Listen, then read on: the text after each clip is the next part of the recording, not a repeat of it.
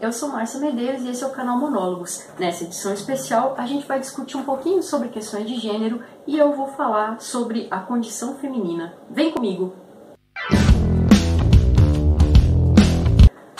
A condição feminina, o que isso significa? Para amparar minha fala, eu vou me dedicar ao trabalho da pesquisadora Joana Maria Pedro e também vou colocar algumas questões trazidas pela filósofa Simone de Beauvoir para a gente tentar entender um pouco do que é essa condição feminina.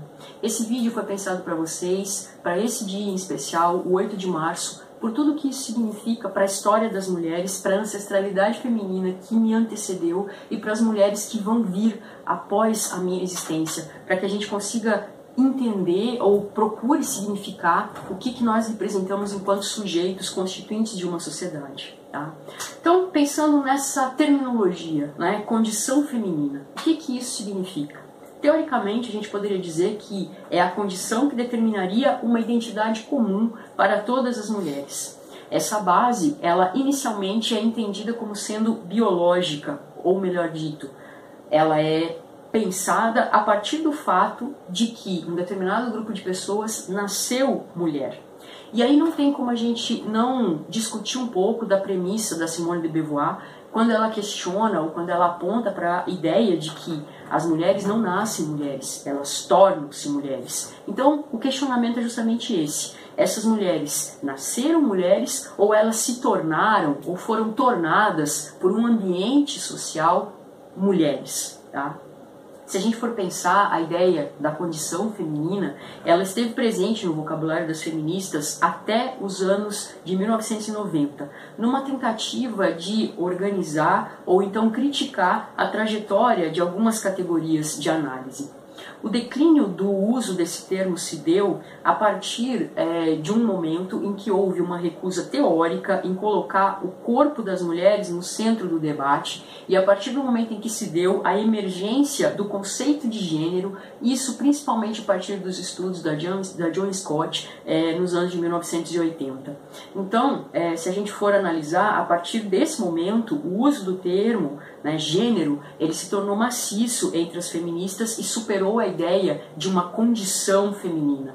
Então não é o biológico que define o que é uma mulher ou o que a gente poderia considerar como sendo mulheres, mas é um outro pressuposto que envolve outras lógicas de pensamento, as quais, né, o rico debate que a gente vem tendo sobre gênero nos últimos anos permitiu pontuar, tá? A gente também não pode deixar de lado a ideia de que a discussão sobre essa condição feminina esteve presente na mídia e aparece no depoimento de pessoas que rememoram, né, o processo histórico, a trajetória histórica que constituiu os conceitos e as ideias relativas ao ser mulher ou mulheres que a gente tem na sociedade que nós vivemos hoje. Principalmente depoimentos recolhidos através da história oral. Os estudos feministas, eles têm uma vasta historicização dos elementos que analisam determinadas categorias, como é o caso da categoria mulher ou mulheres, gênero, né? E esses estudos, eles buscam discutir a sua aplicação teórica e prática, ou seja, a aplicação teórica e prática dessas categorias, questionando qual seria a função social desses conceitos na sociedade em que a gente vive.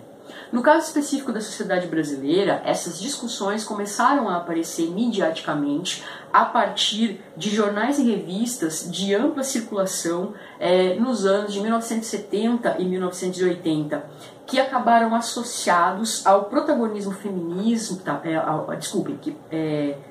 apareceram, né, associados, olha, deu um lapso aqui, ao protagonismo feminino em diversas atividades, especificamente aquelas que aconteceram entre os anos de 1975 e 1985, né, considerado aí a década da mulher, e onde a gente vai ter o surgimento, né, de programas muito importantes para discutir as questões femininas, como é o caso da TV Mulher na Rede Globo de televisão, tá? Uma questão importante aí também que a gente precisa frisar. A ONU, Organização das Nações Unidas, declarou 1975 como sendo o Ano Internacional da Mulher, atendendo não só a demandas do movimento feminista, como também reconhecendo a visibilidade não só do movimento, mas dessa categoria, né? Isso gerou várias discussões e várias outras demandas na imprensa mundial e pautas voltadas para o questionamento do que seria a condição feminina. É dentro desse contexto que o programa TV Mulher, que era exibido na Rede Globo, deve ser compreendido. Tá? Intelectualmente falando, a obra que marca a discussão sobre a condição feminina é, sem dúvida nenhuma, o livro da Simone de Beauvoir, O Segundo Sexo. Aliás, essa obra tem um capítulo intitulado Situação e Caráter da Mulher, onde a Beauvoir vai tentar esmiuçar um pouco mais sobre esse assunto. No texto, a Beauvoir informa que a, entre aspas, condição da mulher permanece subalterna em todo o processo histórico da sociedade ocidental, principalmente se a gente pensar a partir do momento em que os valores do patriarcado começaram a ser exercidos nessa sociedade.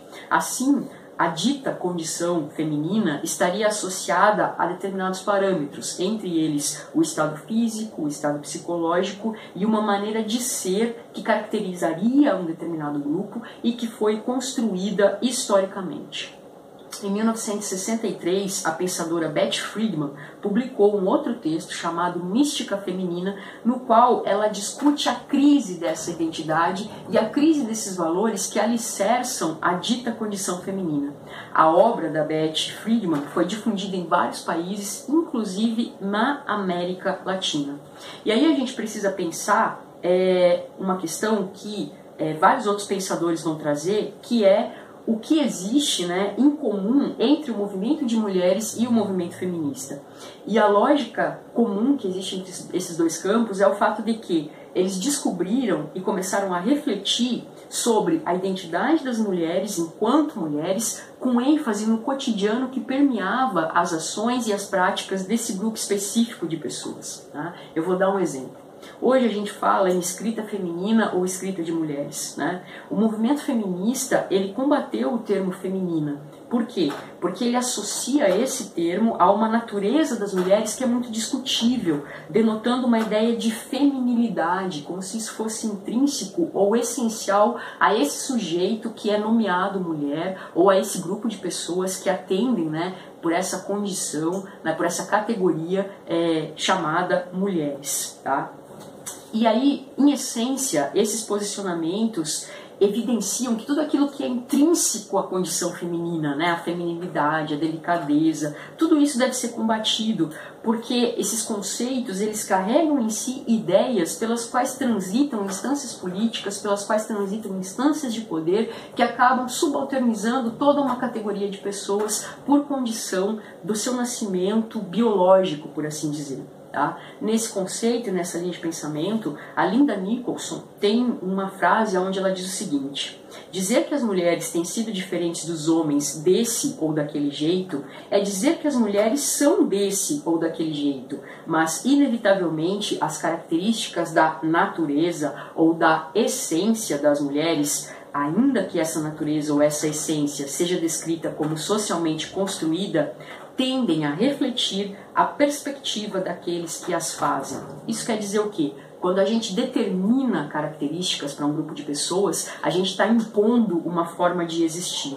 E aí a gente precisa entender o que é essa condição feminina em uma perspectiva histórica, ou seja, a gente precisa situar o termo, a gente precisa estabelecer um limite de tempo e espaço para o seu uso. Isso é uma coisa muito difícil de fazer porque o termo ainda é usado atualmente, principalmente em debates que envolvem a situação de inferioridade das mulheres na sociedade.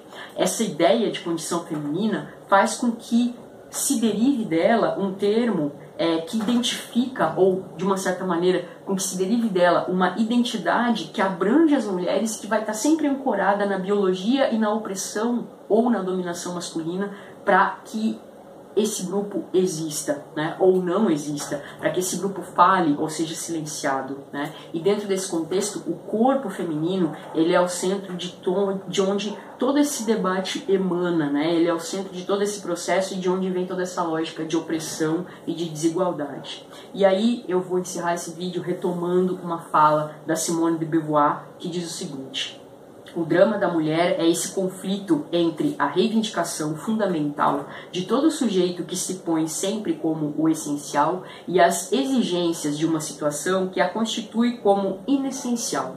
Como pode realizar-se um ser humano dentro da condição feminina? Que caminhos lhe são abertos? Quais conduzem a um beco sem saída? Como encontrar a independência no seio da dependência? Que circunstâncias restringem a liberdade da mulher e quais pode ela superar? As propostas que a Beauvoir faz trazem reflexões importantes e apontam para o debate sobre a condição feminina, e elas ainda são pertinentes na atualidade. Nesse canal nós defendemos o direito de que a pessoa seja aquilo que ela quer ser, aquilo que ela compreende ser a partir de uma perspectiva de identidade de gênero. Portanto, a gente não deveria em nenhum momento definir um sujeito pela sua condição biológica e a gente não deveria definir um sujeito de acordo com as premissas que historicamente a sociedade impõe como fato para que ele exerça ou não uma determinada condição.